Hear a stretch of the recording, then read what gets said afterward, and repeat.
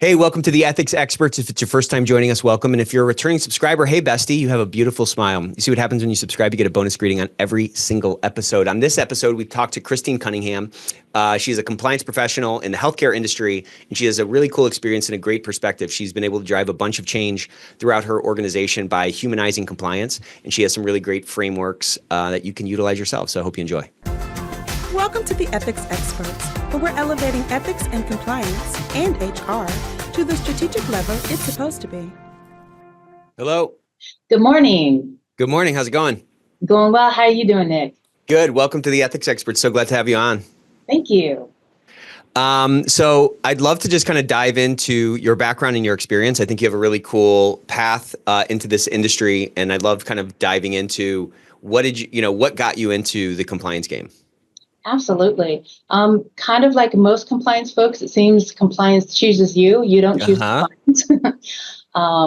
And sometimes I feel a little bit like a fraud because it seems like everybody that's in compliance has started in law or some kind of like extended education. But I kind of got into it by accident by interviewing at a hospital to become a new IV tech. And during the course of the interview, the director said, "Have you ever thought of a more administrative role?" And I thought, sure, why not? And so he said, well, our pharmacy needs a compliance coordinator because our current one is leaving. So is that something that you would be willing to do? And I said, well, I don't really know what that means, but it sounds exciting. So yeah, let's do it. And it kind of started from there. So what was that first job like? I mean, you were trying to be an IV tech. Now you're a compliance coordinator. I mean, I'm sure that word wasn't even on the job description that you were responding to. So you're introduced to this new thing and now you're like in it. Walk me through what that was like and walk me through that sort of process of starting to understand the sort of shape of compliance as a function. For sure. Yeah, I definitely walked into it kind of blind. I did ask the director, I said, what does a regular day look like as a compliance coordinator? And he just kind of laughed at me. And now I understand why he laughed. Mostly it has been self-learning. Kind of with every new thing I learn, I immediately reach out to start gathering other people that know how to do it so they can kind of guide me through the steps. So I started looking for other compliance coordinators just within the hospital and kind of asking them what their day looks like. And it was vastly different from mine because I'm just pharmacy specific. And there's a lot of regulation to do with pharmacy, but it looks very different hospital-wide compared to what I do. And so just looking through Ethicsverse, I've connected with a lot of other compliance coordinators in the healthcare sector. Cool. And just looking myself, like studying for the CHC has really helped me to kind of understand what my role is like. It's definitely been self-study. So tell me about that. Like, that's a great instinct to start reaching out to other people. I find a lot of people don't have that instinct. You know, they don't want to, you know, whatever the insecurity is, they don't want to seem stupid or, you know, sometimes it's hard to ask for help. I'm guilty of that myself, you know. Where do you think that instinct came from? Was that just a natural kind of approach or what? Like, tell me a little bit about that, because I just feel like that's such a critical muscle for us to have, because we have this opportunity, like you just alluded to reach out to other people. And people are very collegial, you know what I'm saying? People are very open to sharing and helping and, you know, and I just think that that's such a unique thing as a part of this industry. So yeah. Talk to me a little bit about that. For sure. This is definitely not the first time I've done that, but I'm guilty of wanting to be super independent and kind of just do it all myself. But I quickly realized that, especially when I was starting to learn, it's kind of silly, the ukulele. And after about a month of trying to learn that instrument on my own, I was ready to just throw it against a wall and be done with it. And then just kind of on a whim, I went on Facebook of all things and just randomly joined a ukulele group, and immediately was like flooded with tips of, you know, this is normal that your fingers are going to start to hurt. This is normal that you don't know how to do the rhythms. And just taking that concept and putting it to every other area of my life to just reach out for help, because other people are going to say, oh, what you're feeling is normal. You don't feel so like, oh my gosh, everything is on me and what I'm doing, I just must be a failure. It's like, no, no, no. You're going to feel like this in the beginning until you've got more experience, or maybe you don't have to push this hard in this direction. Maybe you just need to be happy with this level. When it came to the ukulele, I'm not going to, walk around and perform for people, but I'm doing it for my own enjoyment. And so kind of compliance is part of that enjoyment, because I really enjoy the intricacies and nuances in the community. Tell me about like what you enjoy about those nuances and the complexity. It sounds like you kind of thrive in the complexity of it and sort of figuring it out. Yeah, absolutely. It sounds silly, but I've always been very interested in being an accountant, but I'm not the super best with numbers. But I have that kind of mindset of like, I enjoy researching. I enjoy kind of like the almost magic mystery that we know what we're supposed to be doing. We know the why of what we're supposed to be doing. And then I get to go to the masses and kind of uncover all the secrecy. Especially in pharmacy, they're really kind of left to their own devices because they're the magicians. The alchemists. Yes, in the bottom of the hospital that are helping to make everybody well. They have the healing spells. And so I enjoy being the person that kind of unravels that secret, because just the whole medical field is kind of like shrouded in secrecy as well. And Totally. I'd like to be the one that kind of opens up the book to let people, oh, this is the why. Where do you think that comes from? Because not everybody has that kind of drive to kind of figure it out and sort of tear down the curtain or figure out the formulation sort of behind the scenes. I think it just comes, for me, I've just always been naturally curious about how the world works. Especially like I really enjoyed yesterday's Ethicsverse with behavioral psychology. I love that kind of stuff. Yeah. And I think some of that is just part of my nature. And also people are very impressed when you know kind of random things. So that's just another thing to add, like at parties, you're fun because right. You have so much random information and you can talk to most, anyone because you have some kind of knowledge about every little thing. Yeah. Yeah. It does like kind of enrich the human experience when because to your point, you can connect with so many other people.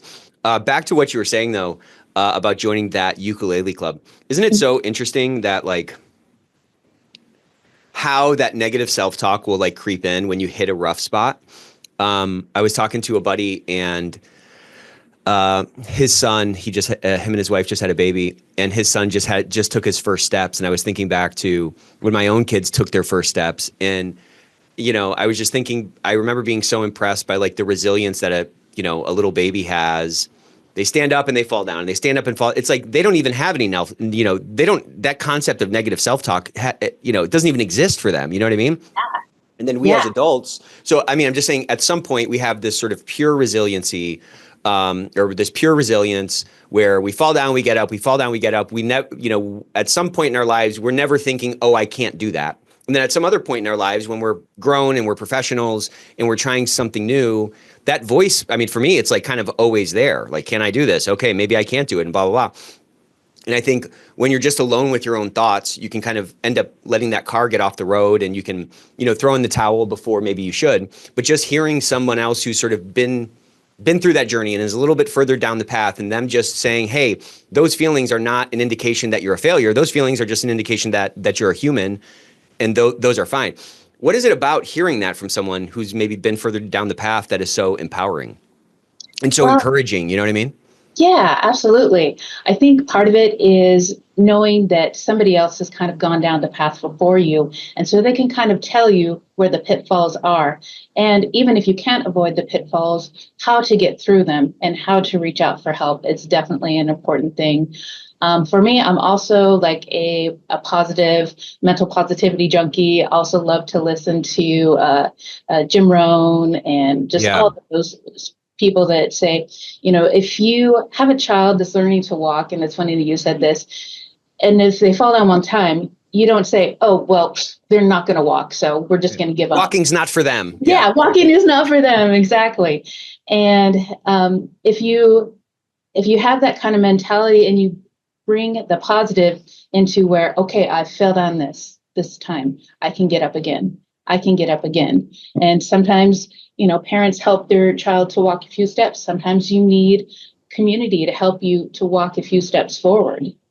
Yeah, it's just interesting though. Like, there's some transformation that happens where, initially we're fine to grab that hand and take those steps, and we're fine to get that help. And like, little kids have no problem asking for help. You know what I'm saying? Like, my kids are asking for help all the time, and there's no like ego attached to it. And then later, it's like, God forbid we ask for help. God forbid someone, doesn't, or God forbid somebody thinks that I can't do something. I mean, it's just.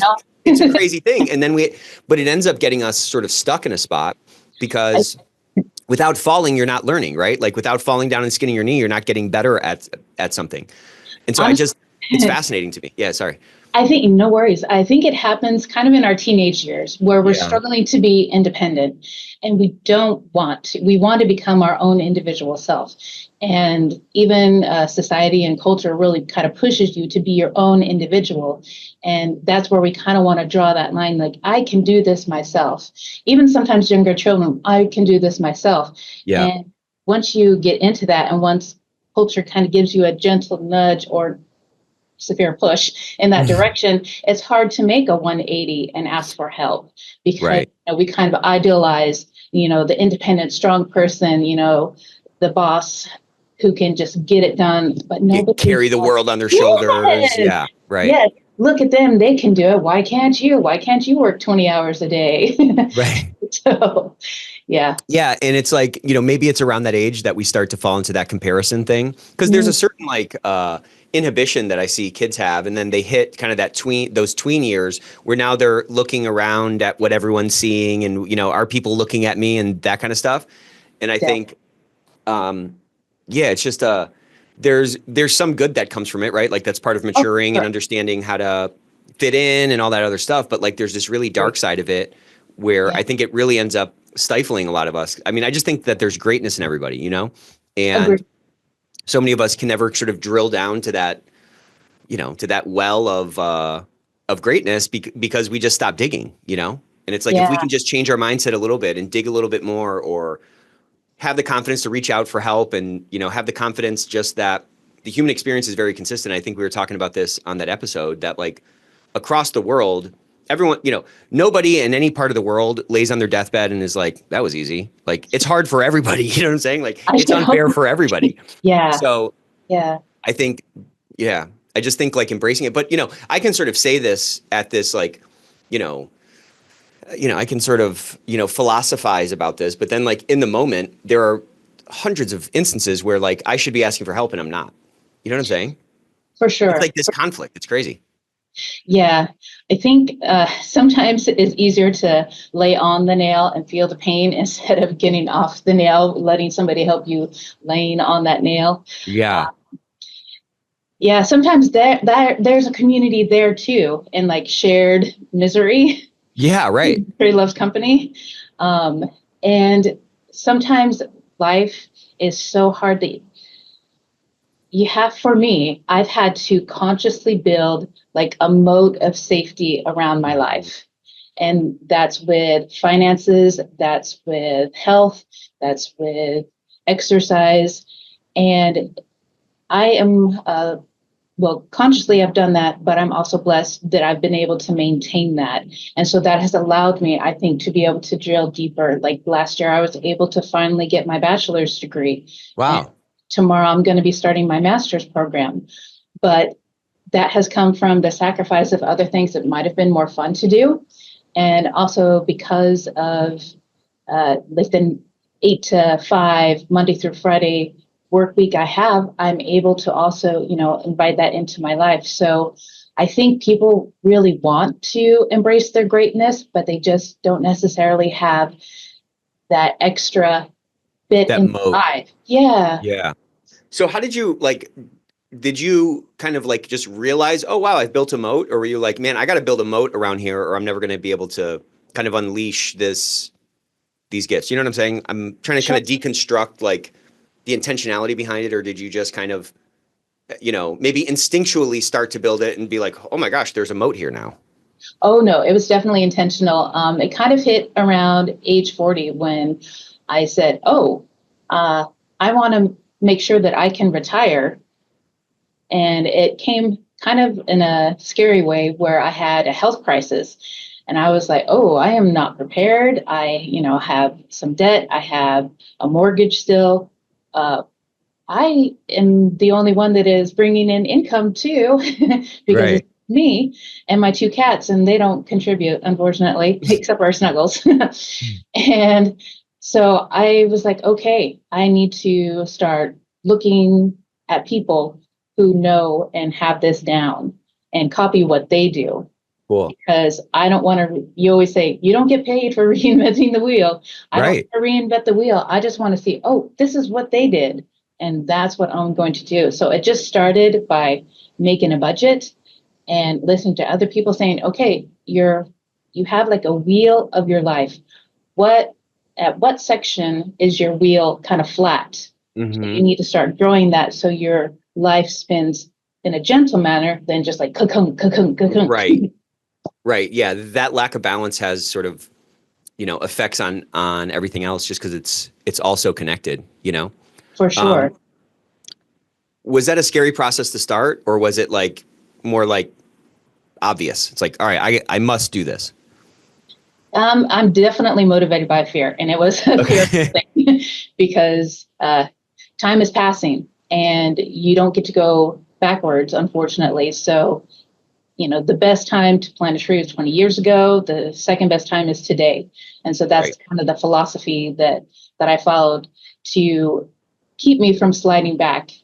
And I also joined a community about, just doing the budgeting. And that was super helpful as well because people said, okay, after 30 days, you're going to slide back. After 60 days, you're going to slide back. But after 90 days, you're going to kind of have a rhythm and kind of know what your spending is. You're going to know where your weaknesses are. And this is the group that you can reach out to if you need encouragement, if you need help, if you need ideas of how to make doing this annoying thing more fun. Same with exercise. Right. It's so much about community because I know psychologically, we humans, we need community. And as soon as we build that, we kind of are building in our success. Yeah, and by joining a community like that, you're ostensibly surrounding yourself with more like-minded people. And to your point, that vibe or that sort of culture or that thing that you've plugged into, there's a reinforcing effect there on the behaviors that you're trying to change. Oh, And 100%.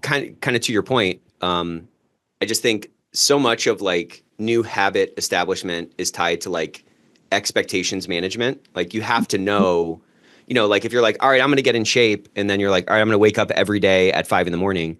You have to know that there are going to be days that you don't feel like waking up, and you have to have a plan in place to break through that until it becomes a habit. Because the hardest time is those kind of first 3 weeks, right? Where you're like, I'm going to just hit snooze again. Mhm. There's a corollary to this across any kind of habit that you want to change. But just having a clear kind of picture of what you're most likely to expect on this journey can really help, push through those times where you feel like you're, sliding back or kind of getting off course. 100%. Yeah, I've noticed, especially with the exercise for me, if I have a scheduled time where I do it, then I have to keep doing it. I've also noticed if I slack off one day, oh, that day just unravels on me. And Totally. Yeah. I hate that feeling. I hate feeling out of control. That's another reason why I love compliance is there's just so many rules and you're just like, just follow the rules and it's good. Right. Yeah. Yeah. There's a security in that in a way, the clarity that comes from it. Yeah. For sure. That's what I love about like the accounting world, compliance world. There's very little gray. And so it's Yeah. very easy to just be like, this is what we do. The gray comes in where you're working with people and saying, oh, this is what we need to do. And this is the why. And, the whole behavioral psychology part. Right.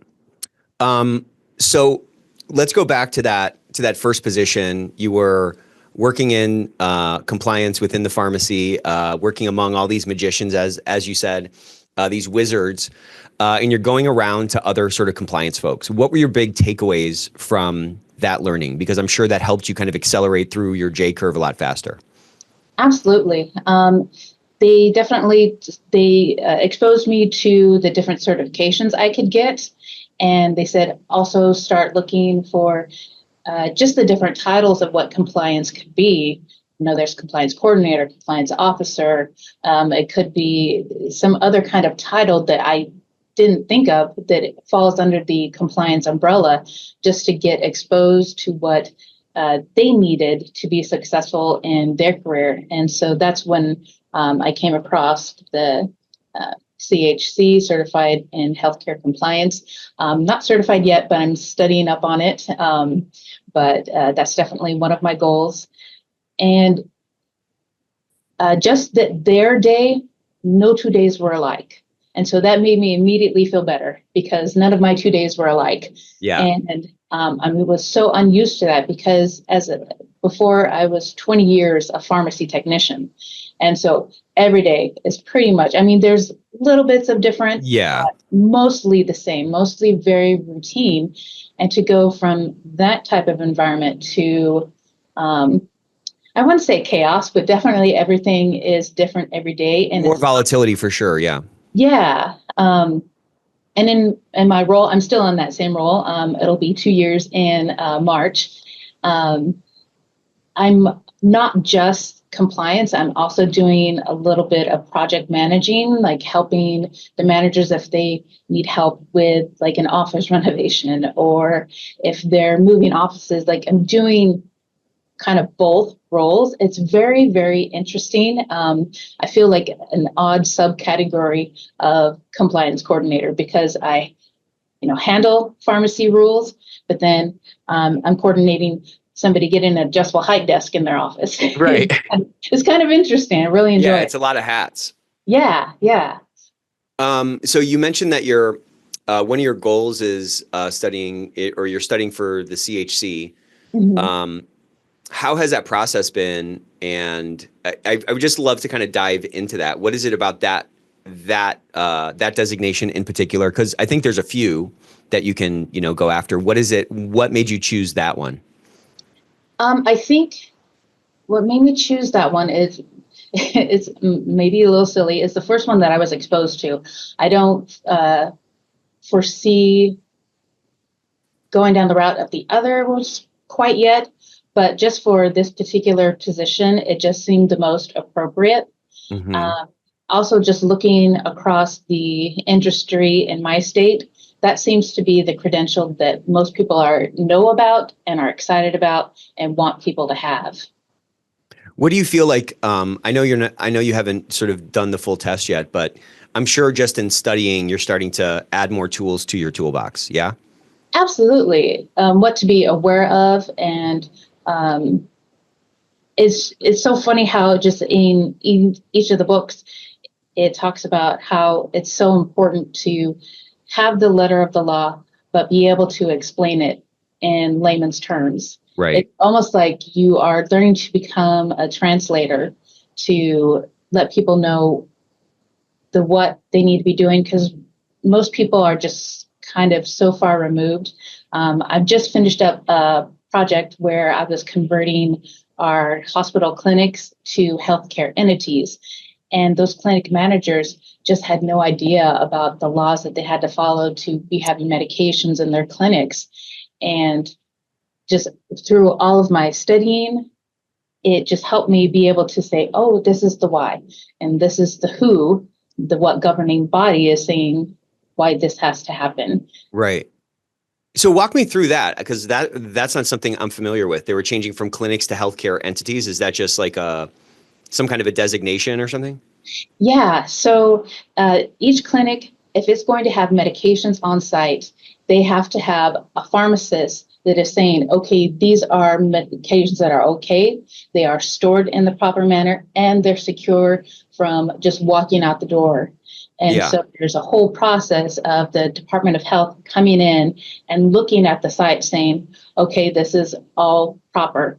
And so they sign off, and then the pharmacist in charge is in charge of all those clinics. And annually, they have to make sure that they are following all the Department of Health rules. And monthly, they have to make sure that each of the clinics are just logging the temperatures, making sure everything's secure, that people aren't getting in there, that they're just administering. If they're doing compounding, mixing two medications together, that's a separate license in and of itself. If they have narcotics or controlled medications, that's another license in and of itself. So you can't just open a clinic and have a business license and have your caregivers at a license. There's just so many other levels that you are regulated at if you have medications on site. So what was the business case behind that conversion? Was it that these clinics were now you guys wanted them to now have like pharmacists or medications at them, and so in order to do that, they had to make this change and embed these new controls or something? The business was they were a newly acquired clinics, and so in order for them to have medications and be tied to our system, they needed to have. Got you. They needed that upgrade in status or whatever. Exactly. So, okay, so that's super interesting. So you have people at these clinics running these clinics presumably for some period of time, and then now there's this new sort of like essentially a regulatory burden placed on them in order to keep doing their business with now this new sort of capability of having medications there. Well, and the thing is, they always should have had that designation, but so they already had medications on site as a clinic, but they didn't have the proper like registration with the government or something. Is that kind of it? Correct. So was that uncovered during the diligence process prior to the acquisition, or was that kind of you guys realized that after the fact? That was kind of during our transition process, and so that's why I worked. This was kind of our quick turnover since I'd done 16 others over the past year. And I was supposed to be transitioning this off to other hands. And they said, hey, will you do us a favor and go ahead and get this handled? And yes, we were able to get them licensed and get that turned around within a month. Wow. Yeah. So I have like so many questions about this. This is so interesting. So when do they bring you into the M&A process? You've done 16 of these. Are they bringing you in before they're deciding to do the acquisition, or are they identifying sort of compliance issues prior to acquisition that post-acquisition they say, hey, we'd love you to come and take a look at these issues that we identified? Which of those two kind of approaches is it? So the initial approach was the director, he had worked in another system and had come to this one and noticed that none of our clinics had that designation. And he and his like this is prior to the 16? Yeah. Yeah. Okay. Yeah. And so in his system previously, the Department of Health had come in and said, oh, why don't your clinics have this designation? And so it's a fairly new designation. And so that's why most hospital systems aren't aware of it. And so as soon as he came on here, we came on to this hospital nearly the same amount of time. But in the 6 months that he had been here, he had been asking the clinics, hey, do you have this designation? And the clinic managers, like, nope. So my director called his boss and said, hey, we need to get this handled before we get dinged. And so we were kind of the test site to get this program started that will go system-wide now. And so basically I had a list of clinics and I reached out to their clinic managers and was like, hey, what we're going to do is I'm going to come and pre-inspect your site. And then after that. And like you had a list of like the criteria that they would, like what would be inbounds and out of bounds or something, right? Exactly. Yeah, my boss had walked me through the first one. And then after that kind of gave me the reins and said, okay, go make this work. And I said, okay. But yeah, just, he said, this is what we need to make sure they have the right temperature, they have the right security, and The right inspection process to make sure that monthly, whatever, quarterly, they're doing the right checks and stuff. Exactly. And so we went through the first one and then just progressively went through with the Department of Health and just made sure each site was licensed. And it just kind of snowballed from there. And so since we were the test site, it was pretty much just those first 16 that were supposed to happen. And then our system-wide was going to take it over. But we got those 3. And so that's why I was kind of brought in at the last minute. And so now that she was kind of able to shadow me and see my process, she's able to take over the rest of the system and continue doing that licensing process. So what did you learn on that process of going through those 16 clinics? I'm sure that your 16th one, that process was probably a lot different than the first one that you sort of learned on. And I'd love to kind of dive into that sort of that learning that happened over that process. And also kind of talk about, you know, like if you're coming into a clinic and they've been existing for some period of time and now you're like, hey, you're doing this wrong. You need to have this license. And what comes along with this license is a whole series of like new processes that you have to follow. That's changing their day-to-day or their quarter-to-quarter, you know, life, right? 100%. So what kind of resistance did you like feel? Because I'm sure it was different across, you know, I mean, 16 is a pretty big sample size. So like, I'm sure you had some different interactions. How did you get better at pushing that change? You know, you kind of referenced kind of talking about the why behind the what and stuff like that. But I would love to talk about, you know, in many, you know, and I'm kind of zooming out of the question just to give it the context. You know, many times there's something that like we have to do. It's black and white on paper. We're out of compliance on something and we go to try to fix it. But like, it's not just the concept. We can't just share the concept and say, run with it. Like they have to actually do things differently. Kind of to what we were talking about on that Ethicsverse episode. So like walk me through that sort of learning process across those 16 and what new tactics you sort of developed in pushing that change and framing it out appropriately so that that compliance could be sustainable. Absolutely. Change management was my best friend. I took communication to all the levels. I learned from the first one that if you do an email and then maybe send a Teams message and then go to do maybe 1 or 2 site visits before you're doing your pre-inspection, you're a face that they recognize. You're coming in saying, I know how to do this. And in my head, I might be like, I don't know how to do this, but you put on the face that I know how to do this. I know saying the government's going to come in and inspect you is very scary and like, oh my gosh, what's going to happen? But recognize that they're just another person too.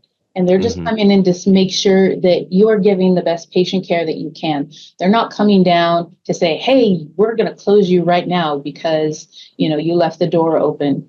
And and that's not their purpose. And so I learned very quickly that I'm the one who brings calm and peace and saying, hey, if you're concerned about any part of this process, reach out to me.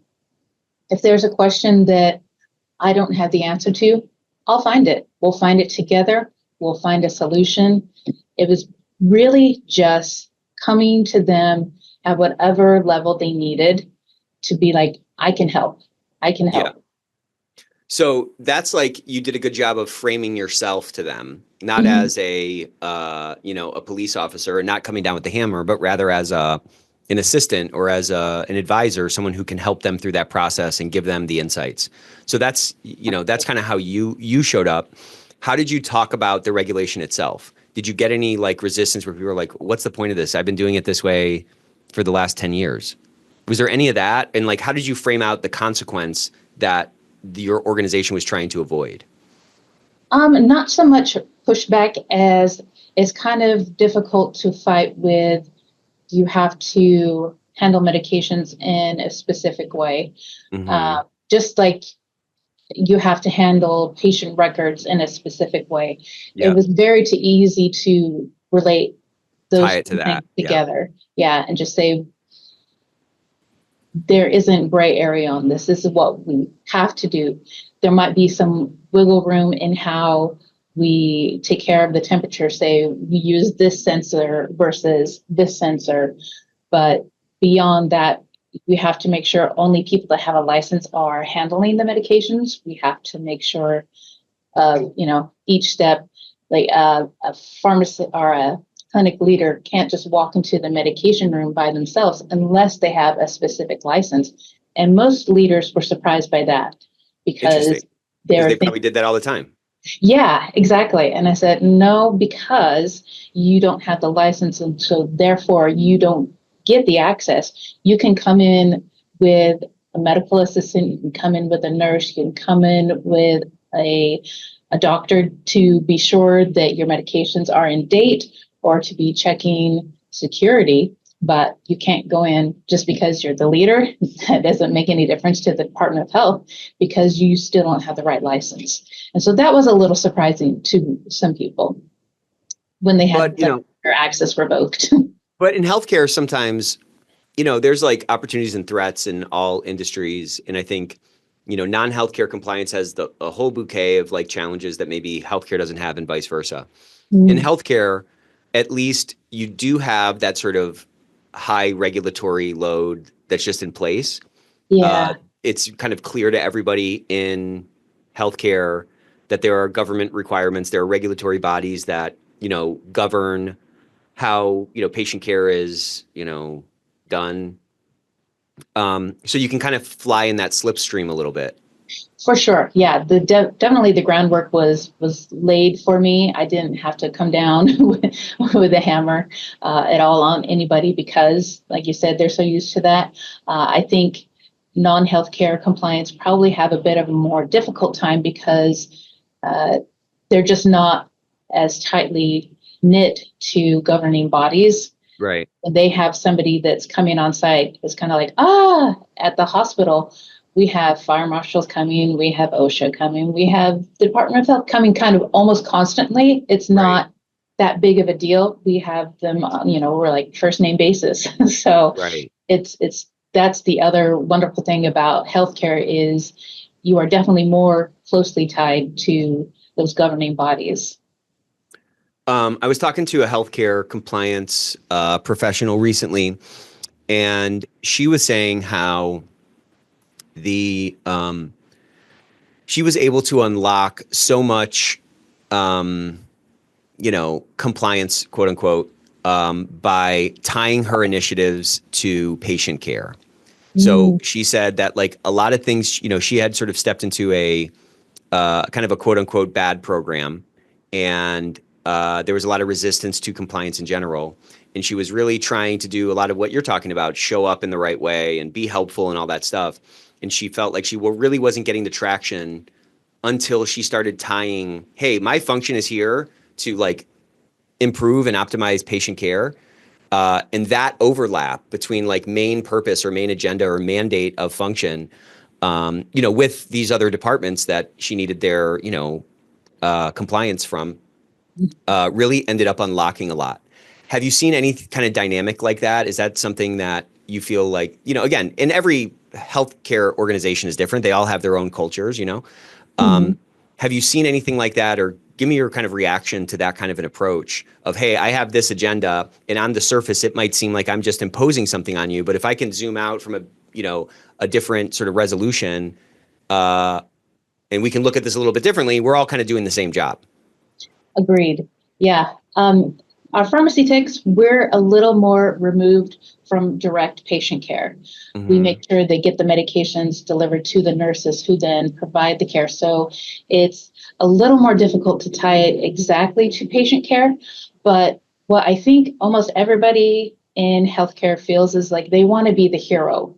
And so I try to tie it to that is you're being the hero when you're making sure you're pulling out expired medications. You're being the hero when you make sure that this medication got restocked on time. You're being the hero because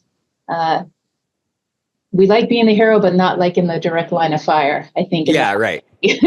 Right. That's a little scary out on the floor sometimes. But that's a good, I mean, that's a good angle. I mean, attaching to something that's bigger than the actual thing you're talking about. Hey, here's a new policy. That's sort of a small thing. That's not a romantic thing, but tying it to Mhm. being a hero, that is romantic. That's animating. That's how people kind of define themselves, or they want to define themselves, you know? That's always a lot more powerful to get people, you know, mobilized. Absolutely. And especially going to your like compliance heroes, there are other people that really, really like the rules, like almost at clinical level. Um, but if you go to those people first with something new, they have almost so much passion about that because they want to do their job so well that Hmm. it kind of pulls other people along that might be a little more resistant or just not have the same level of drive. So I know who my key people are that I go to if I need something to change because they are kind of the trendsetters, I would say. And people like to be part of that community, even Yeah. at work.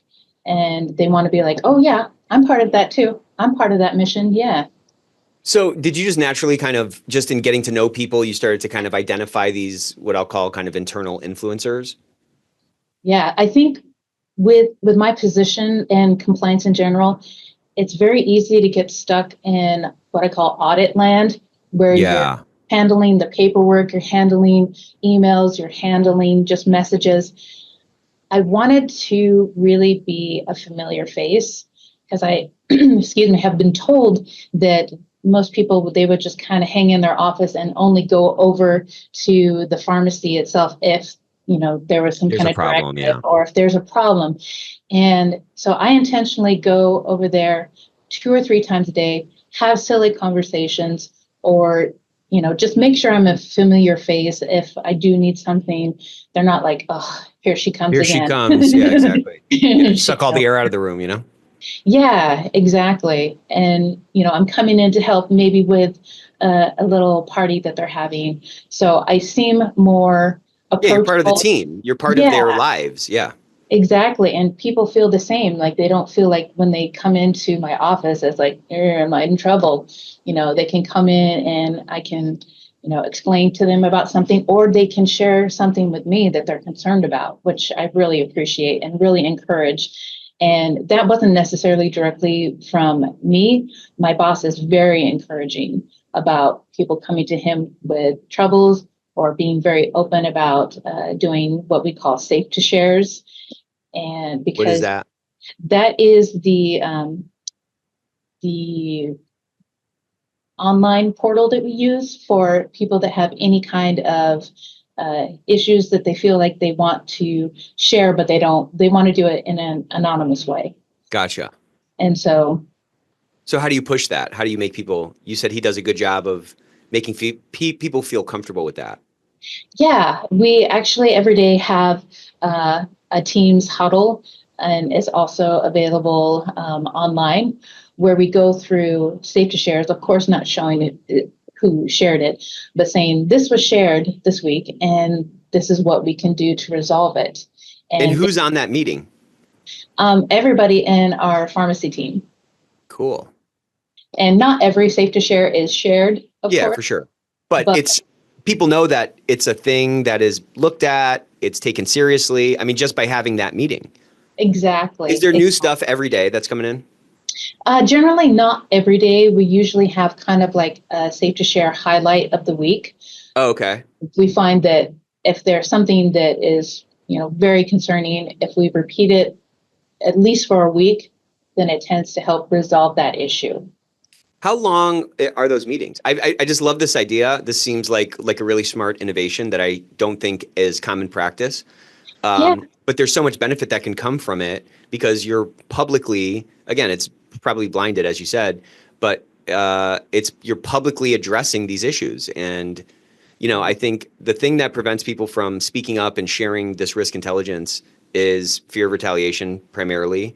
And, no one's going to do anything about it. Those are kind of the two big ones. for sure. And so when you're talking about it all the time, people don't want to, risk retaliation or feel like their comment is just, it's a, comment box that's just dropping into a fire in a barrel. It's like, I'll never hear about this again.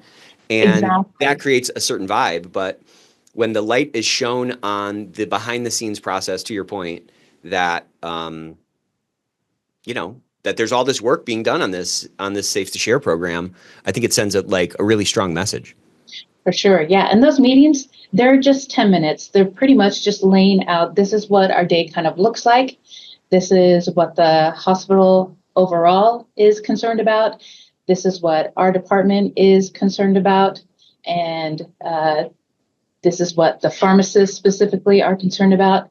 And are there any questions? All right, let's go. Cool. Yeah. So, we talk about this concept a lot on the Ethicsverse. Like, how do we convince people that the things we're doing matters, and that how do we convince them that their voice matters? And it really does take some new motions. It takes some new us doing things a little bit differently. And it's not, again, it's not like this is a 90-minute meeting every single day to walk through the case management system or the speak up or whatever people have shared, but it is a consistent, consistently addressing that there's stuff coming in and consistently showing essentially that those are being taken seriously and they're being addressed and they're being followed up on, and these are concerns. I think it sends a really clear message from leadership, frankly, to the rest of the workforce that, participate in this thing. Like, we're taking it seriously. Absolutely. And that's definitely what you want to communicate to your team, because if you have a team that's quiet, it is not good. I think that is a false positive. You think, oh, there's no complaints, then everything is running smoothly. And to me, that is just the calm before the storm. Like, what is breaking, what has broken. And usually that's just people feel too afraid to communicate something. Yeah. There's some fear that's sort of blocking them.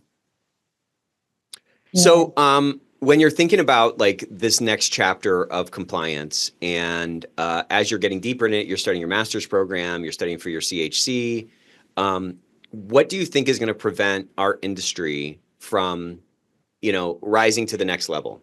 And I'm saying this in the context of this report that I've seen recently, which I'm talking about on every single, with everybody. But for the last 12 years, the percent of respondents who say that they work in a highly ethical organization has remained flat at essentially 60%. So, I think people are frustrated by that fact, because it's like we're trying all these things and we're doing all these things, but that number's not moving. And so it feels to me like we're stepping into this new era, this new chapter of ethics and compliance, and there's a lot of opportunity in it. But I think the proof of whether we take advantage of that opportunity will essentially be in whether that line starts to go up. Okay, that's kind of my frame.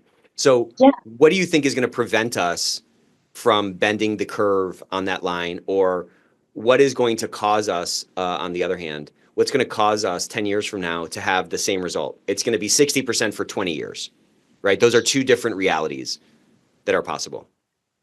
I think it is continuing to make compliance feel like it's dry, like it's homework, like it's things that you have to do, and to be able to swing that up more to where you have to explain what ethics is. What does an ethical company look like? How are we showing our ethics in our company? Because if you can't define what it is, then of course you're going to think, well, maybe it just means, are they making me happy? And no, they're not making me happy, so they're not ethical. Yeah. And so I think humanizing what compliance is, and not just making it words in a policy, not just making it something that you check off every quarter because, we have to cover the law that says, this is a new law and this is what we follow. And here we go again with something else. Right. To make it more human, to be like, well, we're doing this because we care about our patients, and our patients build our communities, and our communities is how we survive. Like, making it something that's bigger than just something that we have to do, to make it more crucial to the bottom line of the business. I mean, I couldn't agree more. I think that's a great answer. So correct. Good job.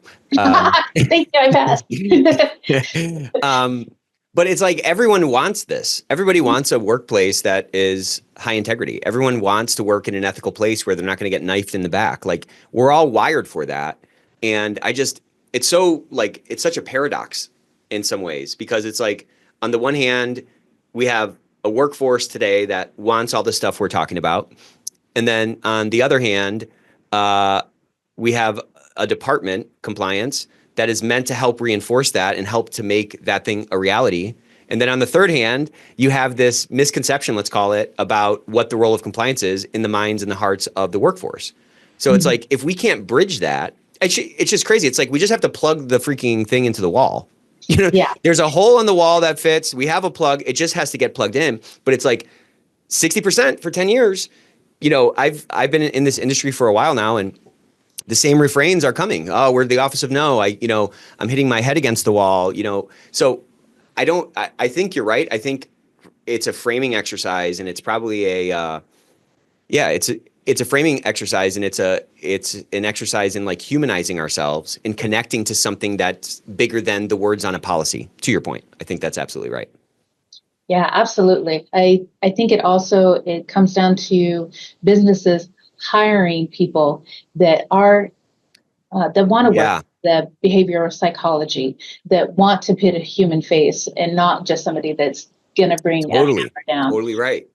It's the same with any kind of leadership position. You don't want just somebody who is going to hammer employees all day. You want somebody that is going to engage with the employees so they feel like they are part of the success. Because when you have buy-in from your people, there's the success. It's because they're going to see things that you don't see from whatever your position is. I don't see what the techs see every day on the floor. So I like to shadow them. I like to get their feedback on, some rules that we have in place. Can we do this better? Are we doing this in a way that slows you down? How can we help? And just having that conversation, if you are just the person that, lives in their office, right, and you don't have those conversations and you are just seen as the enforcer. Well, in those conversations, they serve multiple purposes, right? You get a bunch of new information. You get to see the actual reality of what that tech's day-to-day life is. And they also get to see you not as, again, the enforcer, but rather a human being that's trying to help, that's trying to understand. And so there's a lot of benefit that comes from building that bridge through those kinds of interactions. Well, and I am in that kind of in-between place where I'm not exactly the leader, but I'm not exactly the employee. And so I kind of bridge that gap. Yeah. And they have seen where, what I'm communicating to her gets communicated up. And it's taken seriously and someone does something about it. Exactly. And it's vital. It's vital. I love it. Well, this was fun. My last question as we wrap up here is, let's get in the time machine and go find a young Christine and give her some advice you wish you had sooner. Oh my gosh, start building communities sooner. It's not cool to just do everything by yourself. Yeah, you're going to be strong for a little while, but you're going to have so much more fun. You're going to learn so much more and learn so much faster if you start building communities sooner. So if you're younger out there, start building your communities for whatever skill you want to have or just to enjoy life more. Well, thank you so much for coming. I love that advice. Take that advice. Your community could always be bigger. It could always be better. And yeah, it's the key to life. We are wired for community. So Christine, thank you so much for joining us on the Ethics Experts. This is a lot of fun. Thank you. See you next time.